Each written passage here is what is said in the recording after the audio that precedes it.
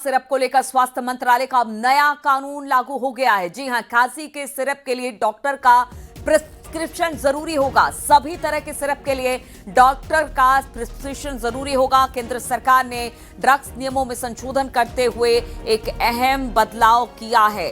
तो अगर आप खांसी का कफ सिरप लेने जाते हैं तो इसके लिए बहुत जरूरी है कि आपके पास डॉक्टर का जो है वो प्रिस्क्रिप्शन होना जरूरी है। केंद्र सरकार ने ड्रग्स नियमों में संशोधन करते हुए एक अहम बदलाव किया है, क्योंकि देखिए नशे की सामग्री के तौर पर भी इन कफ सिरप का इस्तेमाल किया जाता है। इसलिए अब स्वास्थ्य मंत्रालय ने नया नियम लागू किया है। खांसी के सिरप के लिए डॉक्टर का प्रिस्क्रिप्शन होना जरूरी है और ये सभी तरह के सिरप के लिए लागू होगा। अगर आपके पास डॉक्टर का प्रिस्क्रिप्शन नहीं है तो फिर आपको ड्रग्स नहीं मिलेगा, यानी कि आपको सिरप नहीं मिलेगा। केंद्र सरकार ने ड्रग्स नियमों में संशोधन करते हुए एक अहम बदलाव किया है।